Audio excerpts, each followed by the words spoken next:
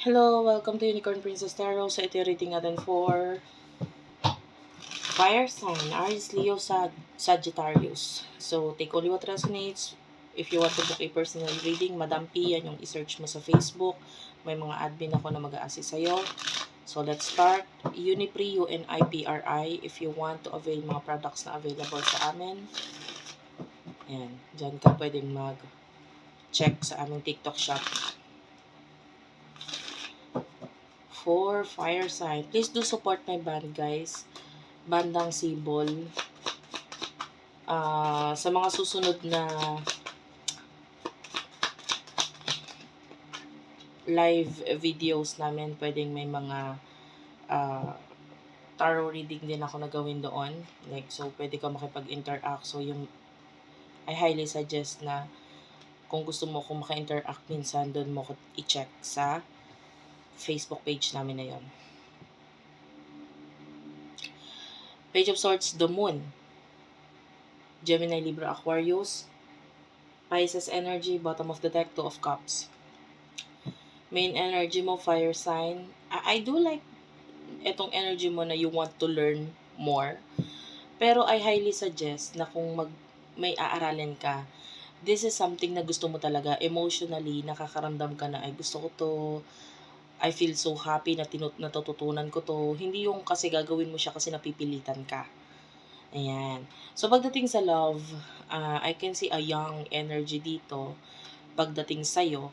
Pero maganda dito, nagmamahal or, pagdating sa love, you are willing to love someone na parang hindi lang to baliwala na love. I want something, relationship dito sa taong to.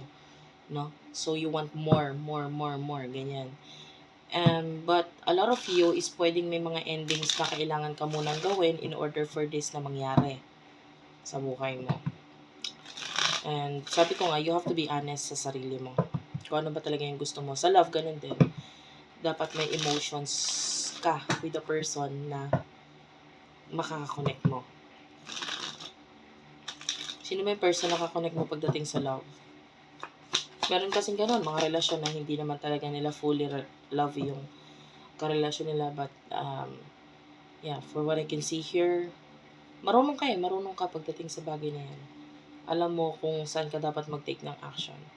This person is eager na mag-reach out. Etong person na to wants to ilagay itong relationship na ito in the near future sa deeper level of commitment. Etong person na to, nakikita natin siya as a person na talaga magte-take ng actions. Pero ikaw, yung iba sa inyo nag-aalangan or pwedeng hindi pa sure, inaaral pang mabuti kung ito bang taong to is okay para sa akin. So, naiintindihan ko yung part mo na nagiging maingat ka dito. And the person that you're dealing with is hoping na magkaroon ng chance sa inyong dalawa, and this person miss you so much.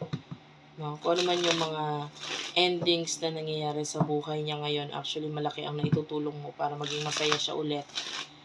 And there's attachment dito sa person na to. Ano yung emotions niyo sa isa't isa for the sign of fire sign? Seven of Cups is here. The Ace of Swords. You're really using your mind pagdating dito, no? Talagang hindi pwedeng love lang. Kailangan gamitin ko yung utak ko. Hindi ako pwedeng magpakatanga dito sa taong to, no? So, nandun yung nagiging maingat ka. Pero you want to choose this person.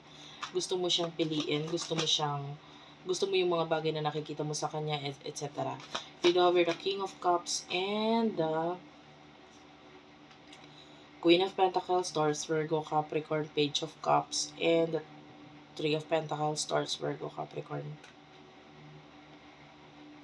Emotional person ito for you.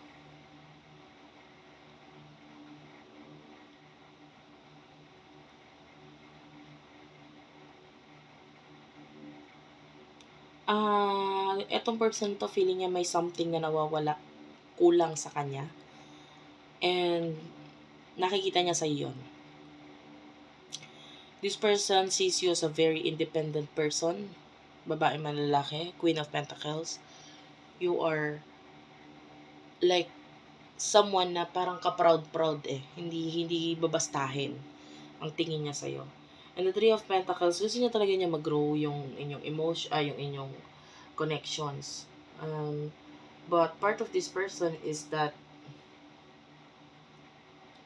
you know, over the Four of Pentacles, Taurus, Virgo, Capricorn, pwedeng pinipigilan din niya kung ano man yung mga bagay na dapat niya maramdaman sa'yo. Kasi pwedeng, alam mo yun, wala pa namang assurance eh, from you.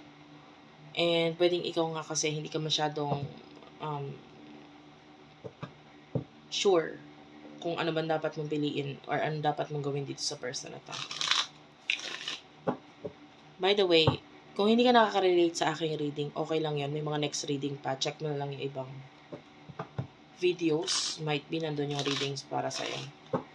Huwag mo ipilit pag di ka nakaka-relate. Ibigay mo sa iba. In the future, what is the future for the both of you? Knight of Wands is here. Wait lang guys. Yeah. Nine of Cups. Cancer, Scorpio, Pisces. Nine of Swords is here. King of Swords. Three of Wands and the World.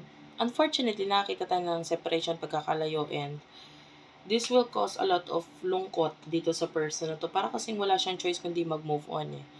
Nasasaktan talaga siya in the future. So, nakikita natin, you are choosing yourself with the Knight of Cups. You're choosing itong mga bagay na magbibigay ng happiness sa'yo. You're choosing your goals, your, sabihin na natin, your passion. And sa nakikita natin, Knight of Wands, kahit kasi wala naman itong person na to, although somehow nagkaroon ka ng attachment sa kanya, pero kahit wala itong person na to, natututunan mo kasi maging masaya kahit wala siya. And I can see you having a lot of choices in the future. So, hindi lang itong person na to, may iba pa namang, kumbaga, tao na pwedeng magpasaya sa'yo. And, this will lead into kalungkutan. Masasaktan talaga siya. No? Hindi dahil sa hindi mo siya pinili, pero masasaktan siya kasi hindi niya rin akalain na mararamdaman niya yung ganitong feeling sa'yo. Like, itong person na to more on professionalism lang, etc. Pero hindi niya akalain na magkakaroon siya ng pagmamahal, no? Na mararamdaman sa'yo. So, thank you for watching. I love you all and bye-bye.